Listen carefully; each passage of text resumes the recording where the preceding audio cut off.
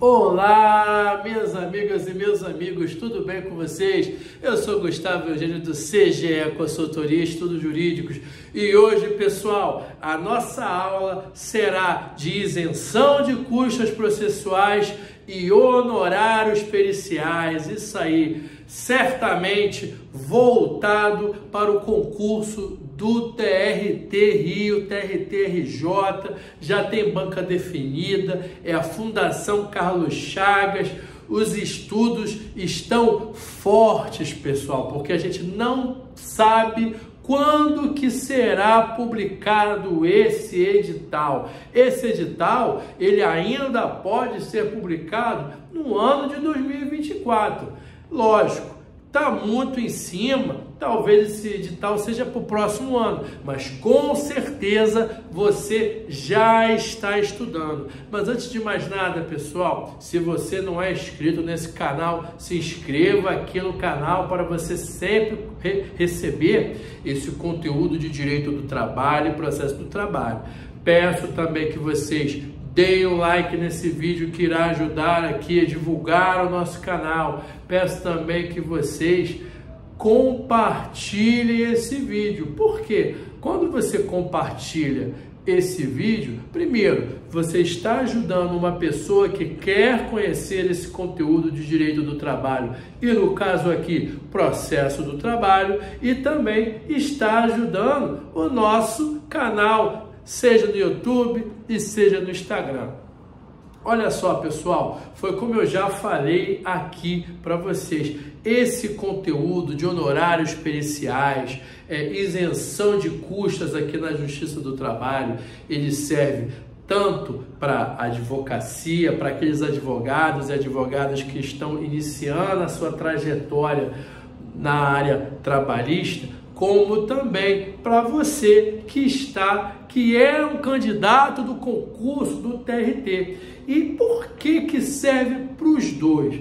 Primeiro, para a advocacia, que isso aqui é o dia a dia da advocacia trabalhista.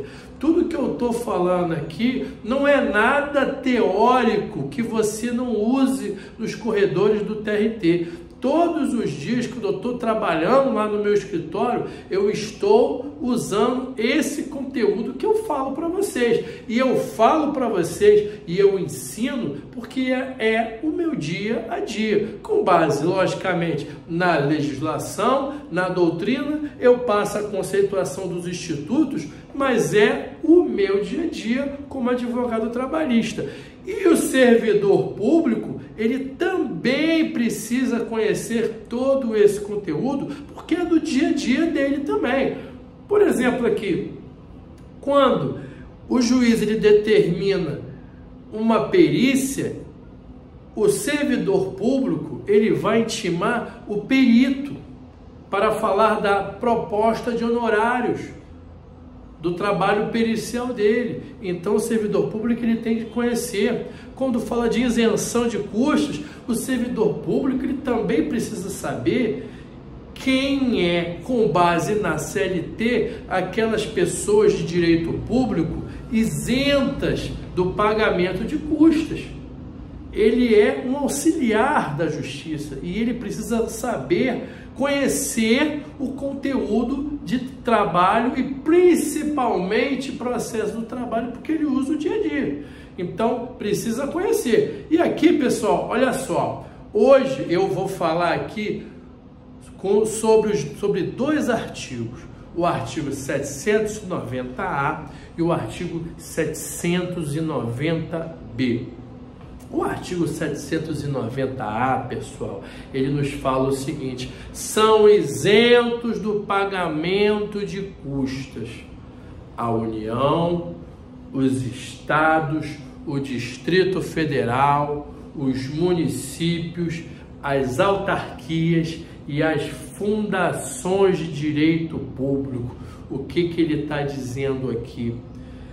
Se o Estado ou o município ou a União Federal, suas autarquias e fundações públicas e Distrito Federal, por exemplo, estão numa ação trabalhista como reclamada ou como reclamado, e eles perdem essa ação, provavelmente eles vão recorrer dessa decisão.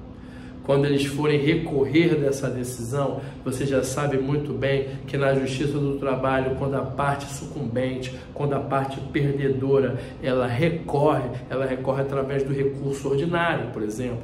Quando vai lá para cima, é o recurso de revista para o Tribunal Superior do Trabalho. Nesses recursos, tem que ser pagos as custas do processo e tem que ser pagos também o depósito recursal, ou os depósitos recursais pertinentes a cada espécie de recurso que nós estamos conversando aqui. Por exemplo, o recurso ordinário atualmente é por volta dos 13.800 e alguma coisa, se eu não me engano. Então, é um valor alto. Já pensou se todos os recursos ordinários e todos os recursos de revista, o Estado ou o município ou a União Federal fosse pagar esse valor de quase 14 mil? Por essa razão, a CLT, com base nas prerrogativas inerentes ao serviço público, que nós já conhecemos, que você vai conhecer muito mais detalhadamente nas suas aulas de direito administrativo, concedeu essa possibilidade de isenção de custas para que esses entes públicos eles recorram. Então, quando ele for entrar com recurso ordinário, quando ele for interpor recurso ordinário, ele não vai pagar nem as custas do processo, nem o depósito recursal, seja para a União, Estado, Distrito Federal, município, autarquias e fundações públicas. Além desses entes públicos, também é isento do pagamento de custas, conforme inciso 2º do artigo 790-A, o MPT, o Ministério Público do Trabalho. Por quê, pessoal? Porque ele é um órgão fiscalizador com amparo na Constituição da República. Dá uma lida lá, já que você está estudando um concurso público, estamos falando de Ministério Público, no caso específico aqui, Ministério Público do Trabalho, dá uma olhada na Constituição da República, lá no artigo 128 e 29. Ali fala das atribuições do Ministério Público. Não estamos estudando aqui, pessoal, para o concurso do MP ou concurso do MPT. Mas é bom que você dê uma lida ali rápido no artigo 128 e no artigo 129, porque eu não sei o que a banca examinadora ela vai perguntar. Vai que ela pergunta alguma coisa ligada ao MPT, ao Ministério Público do Trabalho. A FCC, ela pode perguntar alguma coisa ligada a isso, só no inciso 2 do artigo 790, e se satisfazer só com esse tipo de pergunta. Mas será que ele não pode ir mais a fundo? Então dá uma lida rapidinho ali, só para você ter essa noção. O Ministério Público é um órgão essencial da Justiça e ele vai fiscalizar a atuação das empresas na área trabalhista. E como o Ministério Público do Trabalho tem essa prerrogativa constitucional de fiscalização, num dizer antigo, numa nomenclatura atual, nós falávamos que o Ministério Público ou os Ministérios Públicos, que são vários Ministérios Públicos, eles eram os fiscais da lei. Se falava que o Ministério Público era o fiscal da lei. Hoje em dia essa expressão está equivocada, está desatualizada, né? Atualmente o Ministério Público ele fiscaliza a ordem jurídica. Então, ele, como detentor da prerrogativa de fiscalização e proteção da ordem jurídica, ele precisa atuar. Muitas vezes ele vai entrar, por exemplo, com uma ação civil pública contra uma empresa ou contra um órgão, por exemplo, né? E caso seja necessário, ele vai recorrer. E se ele recorrer, ele precisa dessa isenção de custas. pela natureza da sua atuação. Digo sempre isso para você ter mais ou menos a noção do que está acontecendo, para você sempre entender o raciocínio jurídico. Além disso, pessoal, o artigo 790B, ele fala de pagamentos de honorários periciais para o perito. Ou você acha que o perito, mesmo com a justiça gratuita, você acha que o perito ele vai trabalhar de graça, mesmo o reclamante tendo gratuidade de justiça? Claro que não. O perito é um profissional liberal, como qualquer outro, e ele sobrevive da sua atuação. Quando é deferida a perícia, o juiz do trabalho, o que ele vai fazer? Ele vai mandar intimar o perito. Por isso que o servidor público, ele precisa conhecer esse regramento básico. Eu não estou dizendo que o servidor público, ele tem que ficar lendo doutrina trabalhista ou processualista para saber os pormenores, porque ele não vai chegar a esse tipo de atuação, mas o básico ele precisa conhecer. Então, ele vai entrar em contato com o perito através de e-mail ou outra forma de contato, porque é o regimento aqui da CLT. E quem paga essa perícia?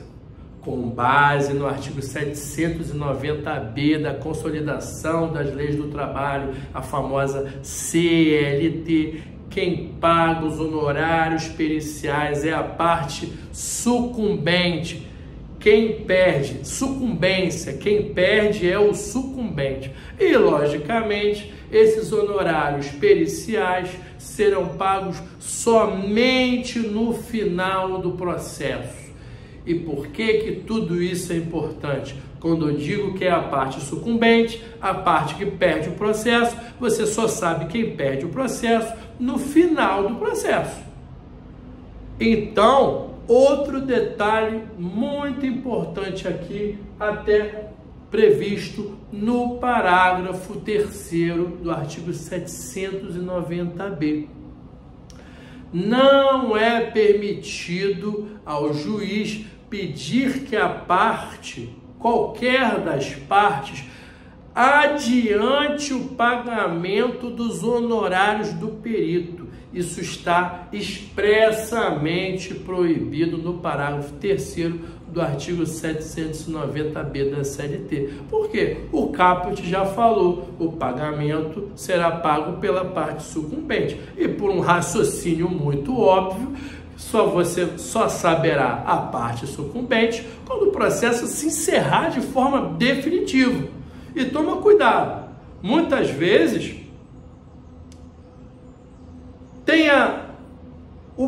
há uma decisão pericial, depois dessa decisão pericial tem a sentença, e na sentença uma parte saiu derrotada. Quem te garante que depois de um recurso isso pode se inverter? E muitas vezes acontece isso. Logo, você só sabe a parte sucumbente, não é depois da sentença não. Se teve sentença e não teve recurso nenhum, tudo bem. Encerrou ali, transitou em julgado, você já sabe quem é o sucumbente. E naqueles casos que depois da sentença tem recurso ordinário para o tribunal, depois recurso de revista para o Tribunal Superior do Trabalho e quem sabe ainda tenha recurso extraordinário para onde? Para o Supremo Tribunal Federal. Vai saber quando vai encerrar esse processo e quando saberemos realmente quem será a parte sucumbente desse processo. Tudo bem, pessoal? Eu espero que vocês tenham gostado dessa aula, gostado desse vídeo. Peço que vocês deem um like, compartilhem esse vídeo e eu desejo a vocês um grande abraço e até a próxima.